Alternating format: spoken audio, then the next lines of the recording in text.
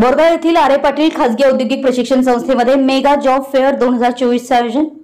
बोरगाव तालुका निपाणी येथील श्री अरिहंत संस्थेचे आरे पाटील खासगी औद्योगिक प्रशिक्षण संस्थेमध्ये शनिवार दिनांक 1 जून 2024 रोजी सकाळी 9 ते संध्याकाळी 5 या वेळेत मेगा जॉब फेअर 2024 आयोजन करण्यात आलं असल्याचं आयोजकांनी सांगितलं।